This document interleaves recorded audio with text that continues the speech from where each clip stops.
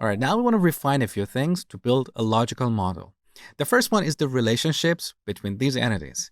So let's talk about the relationship between passengers and tickets. A passenger can buy many tickets, but each ticket is issued for only a single passenger. So here we have a one-to-many relationship between the passenger and the ticket.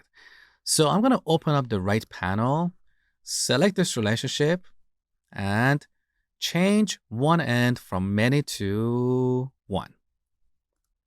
There you go. So we have one to many. Now, what about ticket and flight? Again, here we have a one-to-many relationship because each ticket is issued for a particular flight, but the flight can have many different tickets. So I'm going to select this relationship and change this second end to 1. So we have a one-to-many relationship between flight and ticket. Next one. What about the flight and airport? Well, each airport can host many different flights, but each flight works with 2 and only 2 airports. Now, in entity relationship diagrams, we don't have 2, we only have 1 and many. So we can still treat this relationship as a many-to-many relationship because a flight deals with multiple airports and an airport hosts multiple flights. Now let's set the type for each attribute. So IATA code is going to be a string. Let's type that here. Name is also going to be a string. Also city and state. What about flight number? Well, in this example, we're dealing with a 4-digit number. But sometimes airlines use a combination of letters and numbers, so number is technically a string. Departure date time is going to be a date time. We need both the date and the time. Same is true for arrival. What about duration? Well, we can measure duration in seconds, minutes, hours, or even days.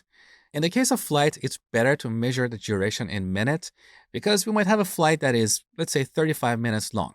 We don't care about the seconds, we only care about the minutes. So I would prefer to rename this attribute to duration in minutes. This is more descriptive. Nobody is going to guess what this number represents. Is it the seconds? Is it the hours? Is it the days? It's very clear. So duration in minutes, and this is going to be an integer. What about the distance? This is also going to be an integer. But here I want to rename this attribute to distance in miles. So again, there is no guesswork. And we can also convert this number and display the distance in kilometers if we want to. Next, we have airline. We can set the type of this attribute to a string, but with this structure, we're going to end up duplicating the name of the airline. So it's better to represent airline as a separate entity that has a code or a number, as well as a name. So let me bring back our design panel and add a new entity here. We're going to call this airline. Airline. All we need to know about each airline right now is their name. This is going to be a string. Now we should add a relationship between the flight and the airline. Each airline has many flights, but each flight is operated by a single airline. So we have a one-to-many relationship. Where is that here? It's over here. All right. Now let me move this around. So we have a one-to-many relationship between the airline and the flight. And with this, we can remove the airline attribute from here. That is better. All right. The name of each passenger is also a string, but here we want to split this into the first name and the last name. So first name is going to be a string. Last name is going to be a string as well. What else do we have here? Finally, the ticket. So the ticket number right now is a 10-digit number. We're not going to perform any calculations on this number. This is just a label. So I'm going to use a string for this.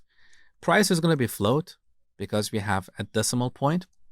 Flight class, again, here we can use a string, but we'll end up duplicating the flight class. So it's better to model this as a separate entity. So I'm going to add a new entity here.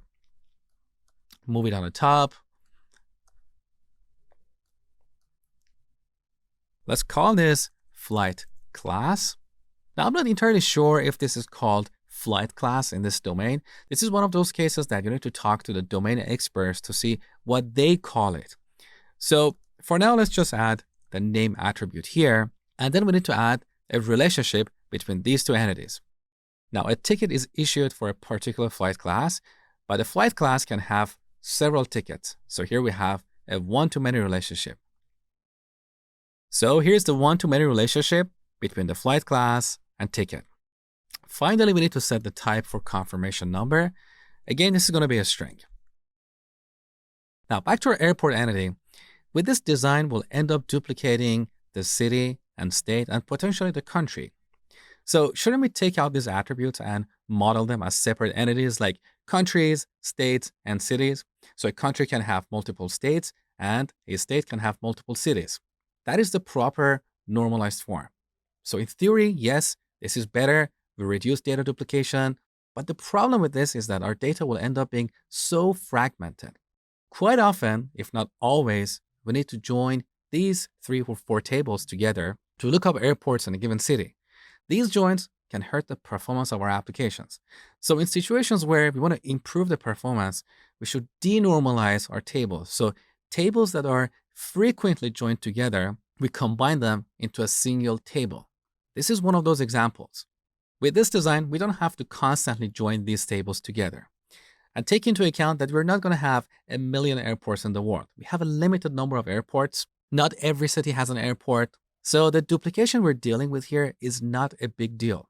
So in this particular case, I prefer to denormalize our design and add the city and state attributes here.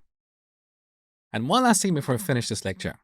Here we have a many-to-many relationship between the airport and the flight entities. But as I told you before, in relational databases, we don't have many-to-many relationships. We only have one-to-one and one-to-many.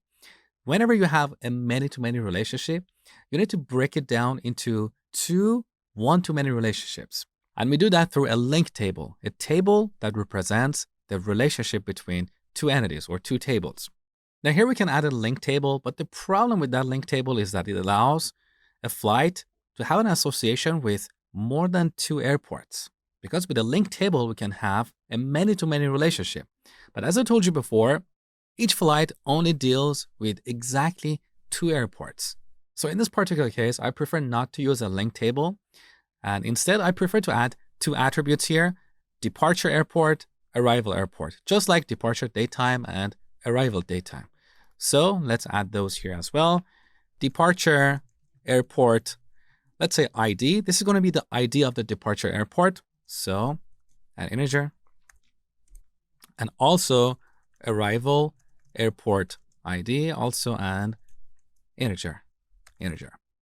So when we build a physical model based on this logical model, we'll need to add foreign keys on these 2 columns. So here's our final model. You can download this as a PDF right below this video. This is just based on what we know about this problem right now. So don't take this as the best or as the only solution for this kind of problem. There is no such a thing. Every solution has pros and cons. This is what I have come up with during this modeling session. Tomorrow, if I look at the same problem, I will come up with a different solution. The chances are my solutions are going to be very similar or even identical. But the point here is that as we learn more about the problem, about the business domain, our model changes. Just one last thing. I noticed that here in the ticket entity, I forgot to remove the flight class attribute after I added the flight class entity.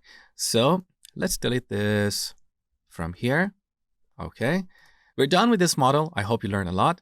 I leave it up to you to build a physical model for this because that's very repetitive and I already showed you the steps earlier in this section.